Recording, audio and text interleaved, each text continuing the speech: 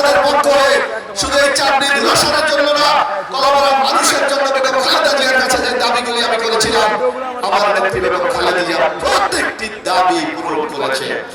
ইদানিং একটা ভিডিও দেখাচ্ছে না এখানে, আপনারা দেখেছেন না, আমরা দেখেছেন না, সেখানে দেখবেন খালেদা জিয়া বলে মোশাররফ যে দাবিগুলি করেছে প্রত্যেকটি দাবি আমি পূরণ করব, কিন্তু আমার একটা দাবি আছে, মোশাররফকে আগামী দিনে আপনারা এমপি বানাবেন। কি বলে আপনারা শুনেছেন না?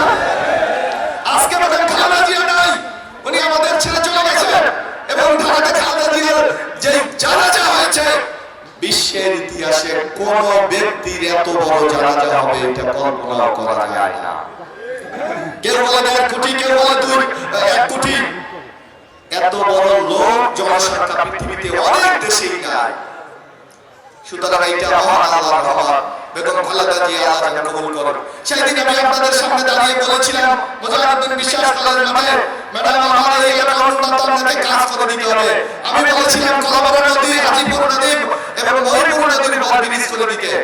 ম্যাডাম বলেছিল আমি করে দেব। আজকে ব্রিজ হয়েছে না? অনেকে বলতে পারে আগুনের আমলে কাজ হয়েছে, কিন্তু খালেদা জিয়া যখন প্রধানমন্ত্রী ছিল, আপনারা জানেন 25 কোটি টাকার পরে যদি কোনো ডেভেলপমেন্ট প্রজেক্ট হয়, এখানে সাব্বির ভাই আছে রোডসের, উনি বড় ইঞ্জিনিয়ার ছিলেন, তাহলে ওইটা ডিপার্টমেন্ট পারে না, ওইটা এক থেকে যেতে হয়।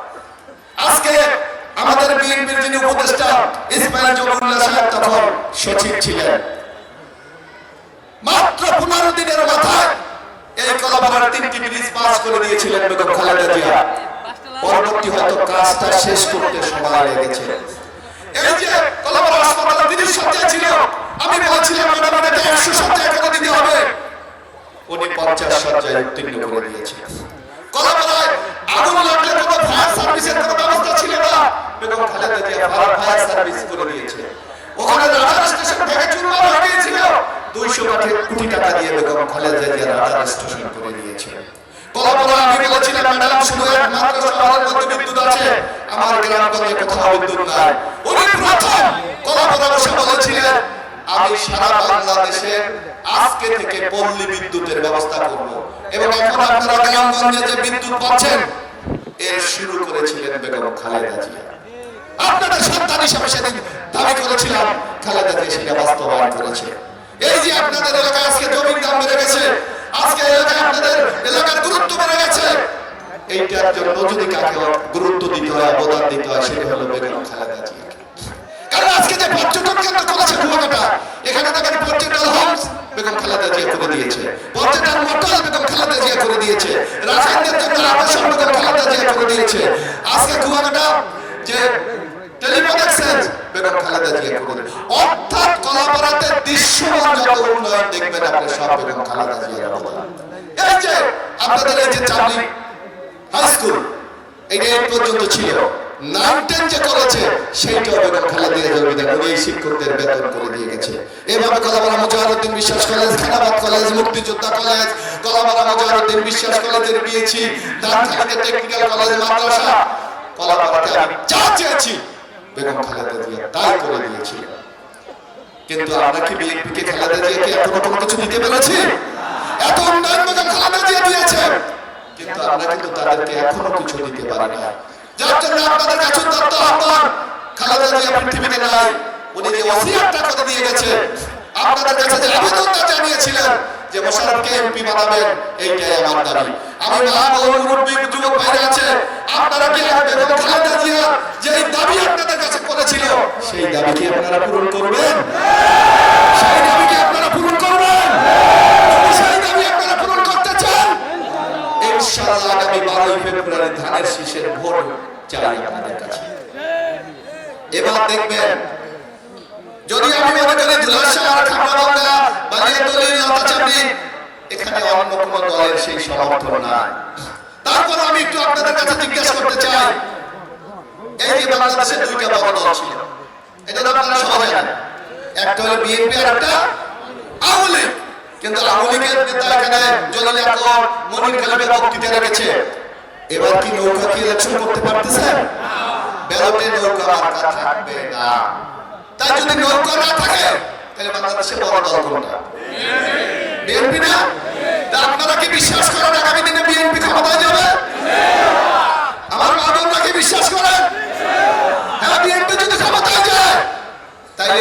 আপনারা যদি আপনার এমপি না পাঠাতে পারেন তাহলে আপনার এলাকার কি উন্নয়ন হবে?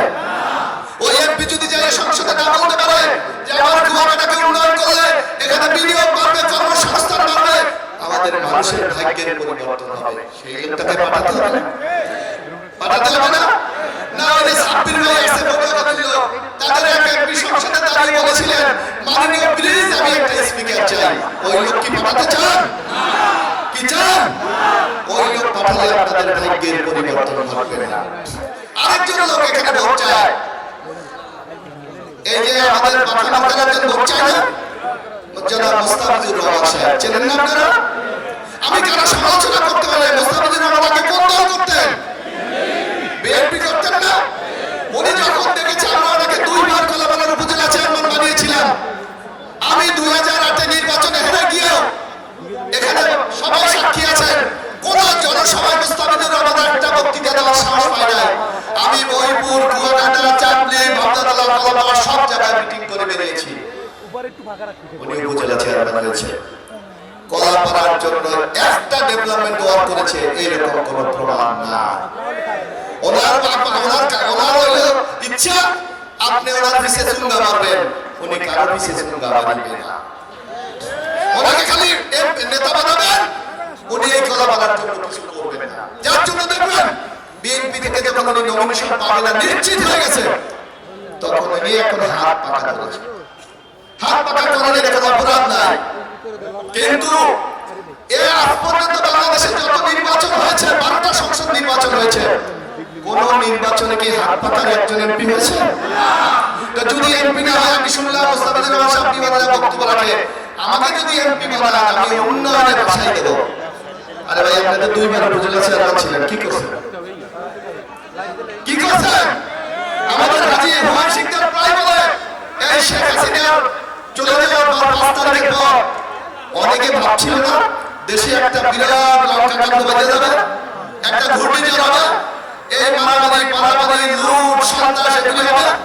আওয়ামী লীগের লোকরা ভেবেছিল, কিন্তু আমরা প্রমাণ করেছি বিপদের সময় আমরা যাই আওয়ামী লীগের পাশে দাঁড়িয়েছি, কলাপাড়ায় মসজিদ পাহারা দিয়েছি, মন্দির পাহারা দিয়েছি, হিন্দু সম্প্রদায়ের বাড়িঘর পাহারা দিয়েছি।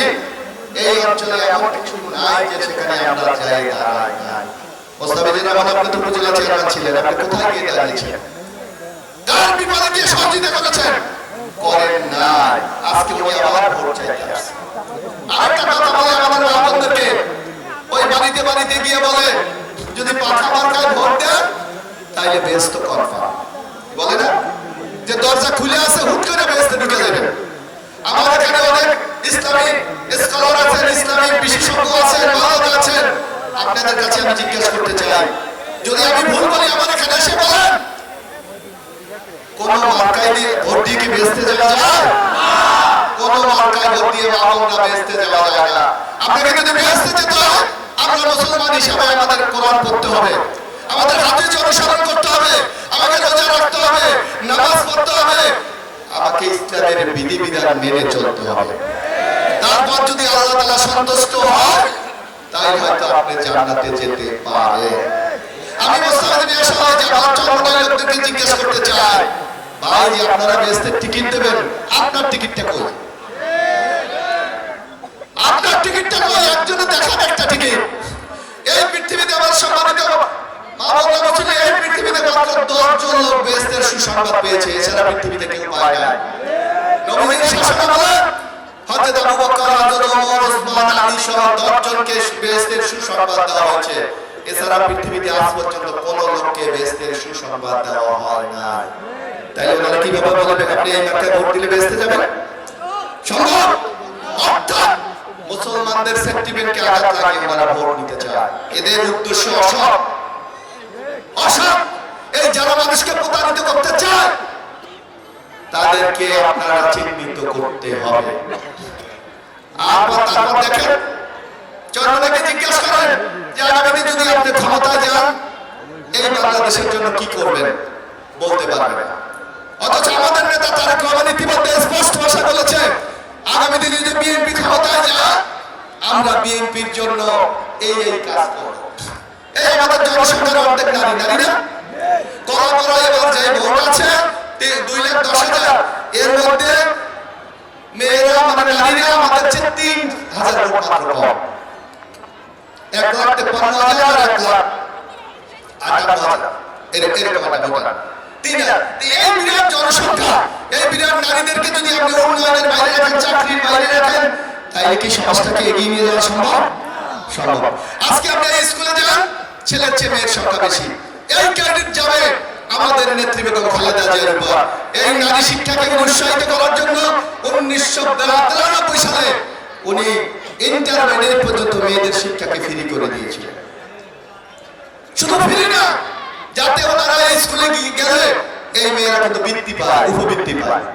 এটা বেগম খালেদা জিয়া এই শিক্ষিত মেয়েদেরকে চাকরির জন্য প্রাইমারিতে 60% কোটা প্রবর্তন করেছিলেন বেগম খালেদা জিয়া। অর্থাৎ নারী জাগরণের ক্ষেত্রে যদি কাউকে কৃতিত্ব দিতে হয়, সেটা হলো বেগম খালেদা জিয়া বিএনপি। আবার তারেক রহমান দেখবেন ইনশাআল্লাহ 12 তারিখ যদি আমরা জয়লাভ করতে পারি, এই নারীদের